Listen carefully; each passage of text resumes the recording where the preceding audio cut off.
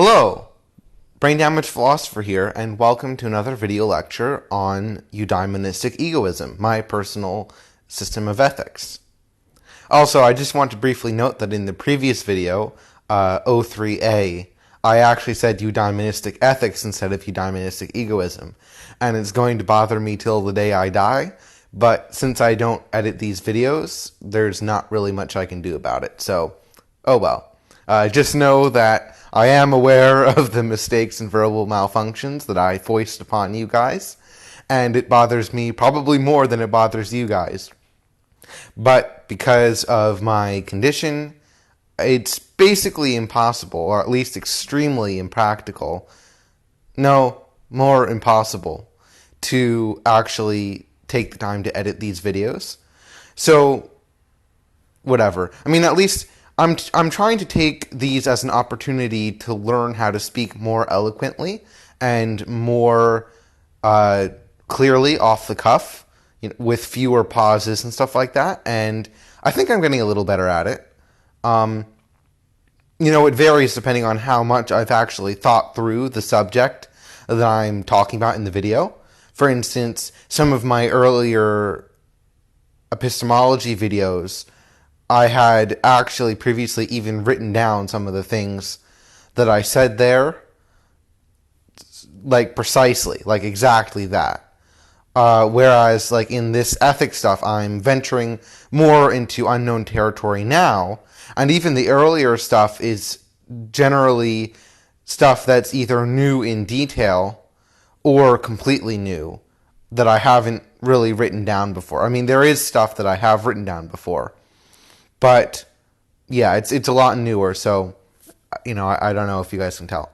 Anyway, so in this video, I'm going to be talking about the kinds of obligations that you can derive from the system of justice that I've been discussing for the last few videos.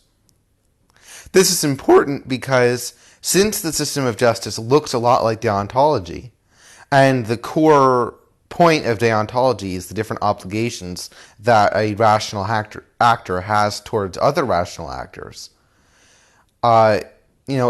People will be expecting my system to also have obligations.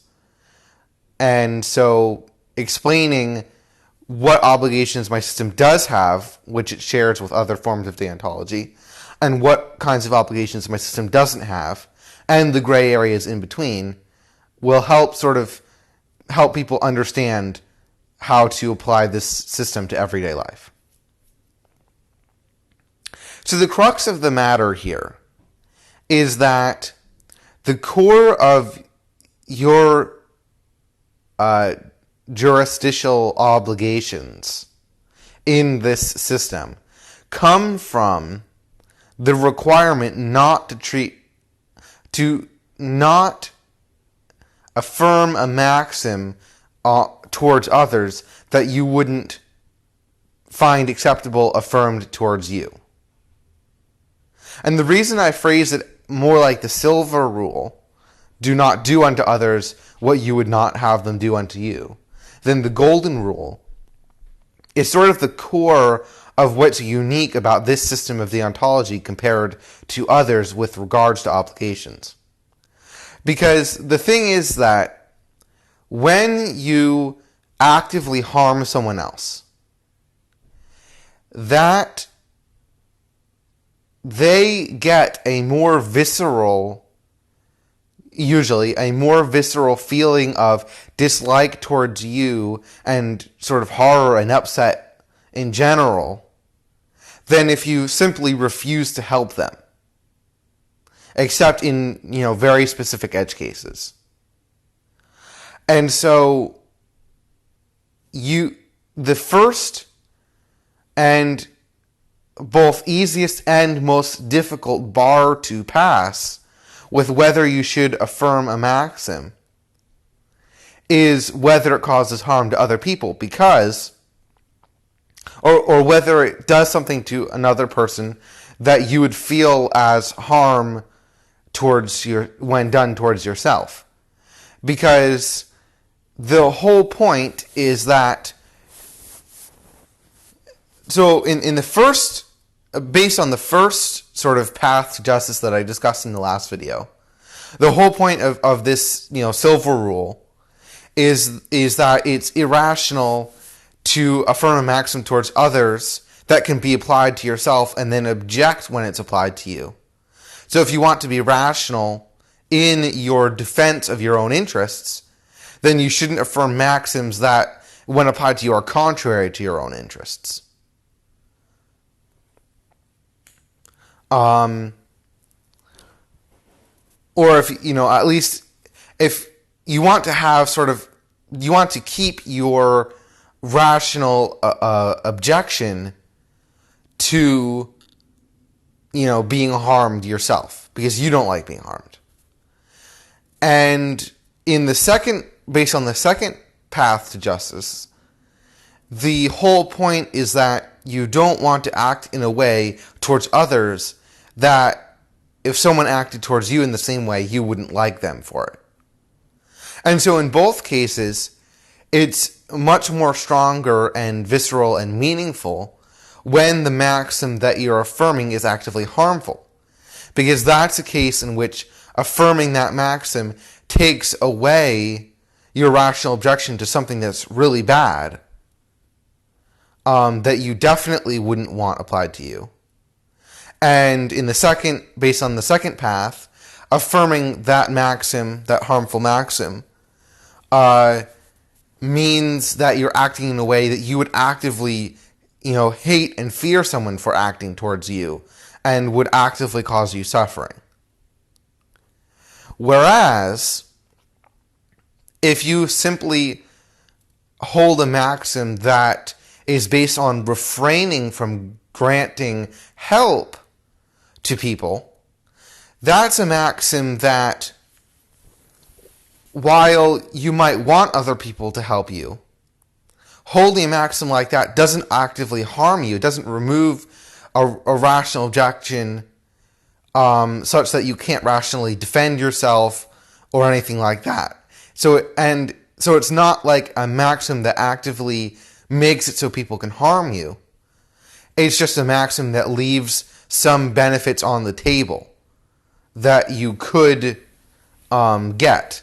And more importantly, based on the first way, if you affirmed a maxim that says that, everyone should help other people, like a positive maxim, that actually doesn't give you a rational reason to expect others to help you, even still. So affirming a positive maxim is almost like, based on the first path, it doesn't really grant you any benefit, based on that path. And while affirming a negative maxim actually causes harm. Because there's a difference between actively causing harm and simply not having a benefit in most cases. And that's an especially big difference when the benefit that you're lacking is very small. And in the same way, so based on the first path, there's not really any motivation to hold positive maxims towards others at all. And based on the second path, although you might like someone who holds positive maxims towards others, and so might like yourself more for having positive maxims towards others, you dislike people that hold negative maxims towards you, that harm you, more than you like people that help you. And so negative maxims, the motivation to not hold negative maxims is generally much stronger than the motivation to not hold positive maxims. The motivation to hold positive maxims. Now, none of this means that, on the one hand, we should never care about positive maxims, or that, on the other hand, we should always care about negative maxims. This is an important clarification that I need to make. That, remember, the whole point of this sort of eudaimonistic egoism is the idea that satisfying eudaimonia is a process of multivariate optimization. There are many dimensions along which you can optimize your eudaimonia, and some of them, increasing some of them, might decrease others. And so you have to find the balance that maximizes it for you. And everyone's eudaimonia will include all of these factors if they want it to be complete. But the balance might be different for everyone, both in the moment and across their entire lifespan. And part of what, the fact that increasing some areas of eudaimonia might decrease others means is that sometimes you have to balance two, like one against the other. And so, for instance, in the case of this system of justice, sometimes the gain to our other parts of eudaimonia by doing something is so great that we are forced, essentially, in an attempt to optimize our eudaimonia, to forget, for the moment, the sort of rationality, the ethical rationality component of our eudaimonia. For instance, in cases where, for instance, we are in a life-threatening situation. So, for instance, let's say I'm starving, and the only possible way that I can not starve is by stealing a piece of bread. Let's say I'm out in the wilderness, and I come across a deserted log cabin that's stocked up with food. So there's no one I can ask. It's not like I can get permission. It's not like I can beg, and I'm going to die in a few hours, and there's nowhere within a few hours that I can go. Well, then I have to balance a negative impact to my virtue of rationality with the possibility of me having any eudaimonia at all, for having a whole, dying and missing out on the whole rest of my life, and having eudaimonia in all of the rest of my life. And, even having, eudaimonia in the moment as well. In other respects. And so, in that case, it's very likely that stealing the food that I need to survive will almost definitely outweigh, weigh in favor of doing it, because it'll be optimizing or even allowing the optimization or satisfaction of so many other components of my eudaimonia that taking that small hit in the virtue of rationality, which is a component of my eudaimonia, it still leads to a net gain in eudaimonia. The point here, though, is that it's much easier to justify not holding positive maxims by the optimization that not doing so gives to the rest of my eudaimonia than it is to justify holding negative maxims the same way. So, for instance, if I refuse to lend money to a friend, I'm refusing to hold a positive maxim towards him that says that I should loan money to friends.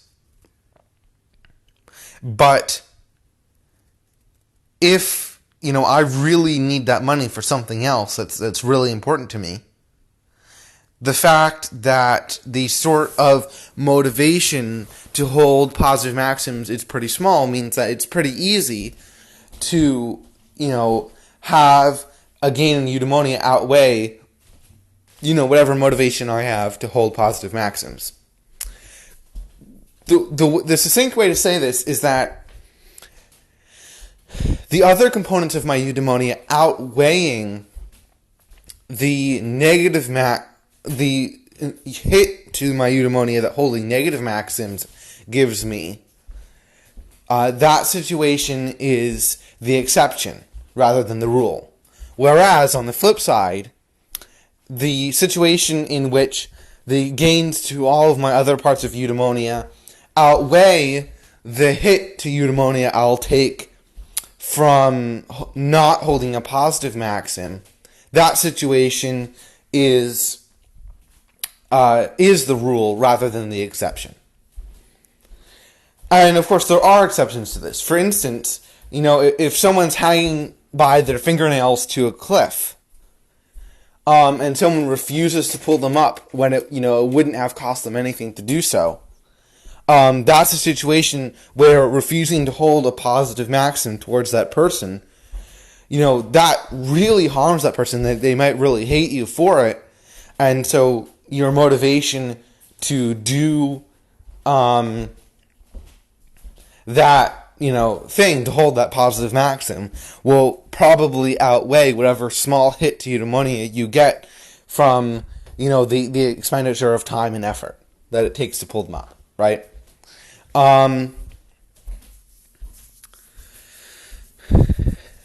Yeah, so the interesting thing about this too is that it sort of depends on the person to some degree. Like, what you dislike yourself for doing or dislike others for doing can, in some cases, vary. So for the big obvious negative maxims, like, murder and theft and stuff, pretty much everyone dislikes other people for doing it. And, so that's generally going to be agreed upon as a negative maxim that, you take a fairly large hit to eudaimonia for holding. However, some negative maxims, for instance, like cheating in video games, some people don't care if other people cheat. Or cheating in school tests or something like that. Some people don't care. And so they wouldn't dislike themselves for doing it. And because they wouldn't dislike other people for doing it, they just don't care. And so maybe that's a negative maxim that doesn't even give them a negative, hit to their eudaimonia at all. Whereas to other people, like myself, I'm just really annoyed and bothered by people that cheat for some reason. And so holding a maxim, that says that I can cheat, would really annoy me towards myself. And I've actually, been in that kind of situation. So,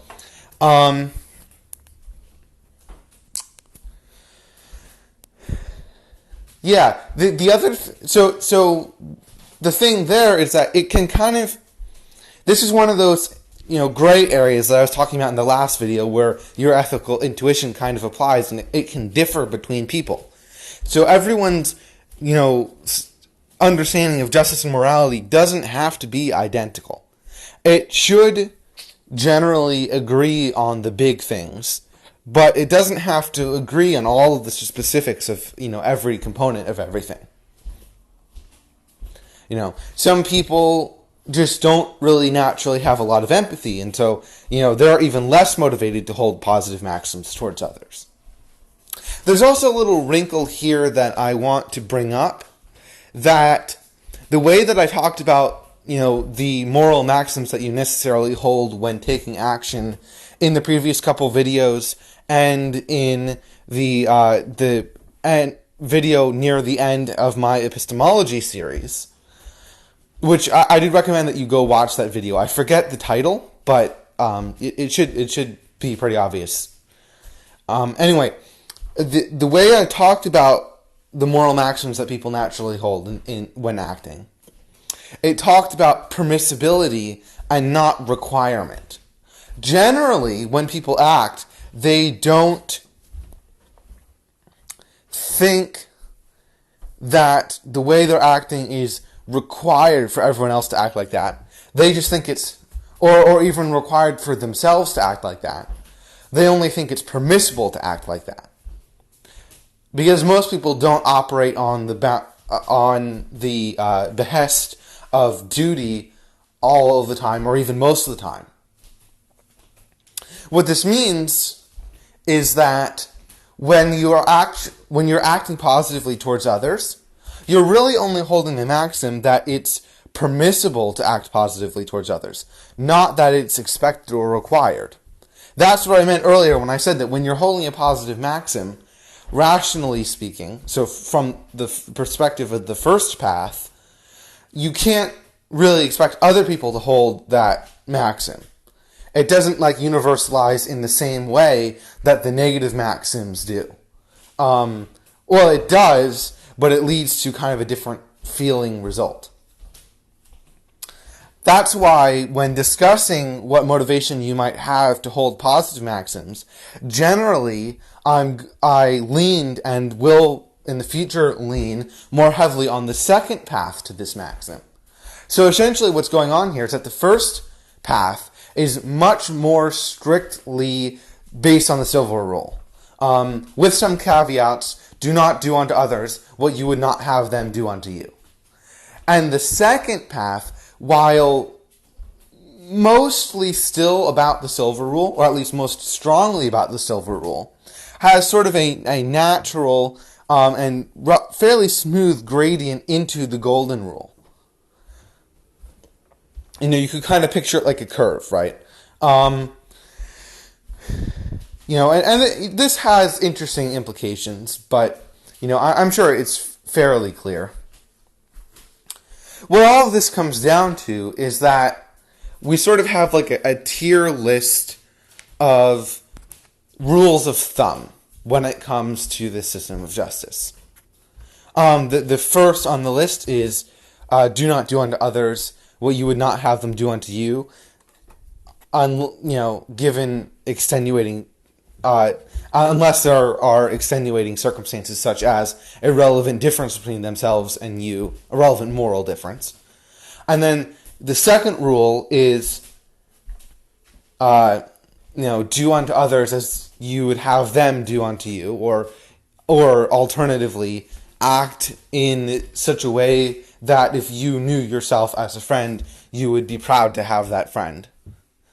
And then, sort of the third and final component, and this is sort of the one that might not be the weakest, but it's the one that's sort of least involved, is, in situations of conflict, adapting, the previous two rules and the implications, especially of the first, with an eye towards, solving conflict is generally, adapt. The third rule should be, in situations of conflict with others, you can adapt the first two rules in order to find sort of a common ground on which to solve that conflict. And so that's sort of a practical representation of the implications of the three paths. They all lead to overlapping premises and methodologies for the system of justice, but they all have slightly different implications that sort of broaden the scope of the system of justice in certain areas.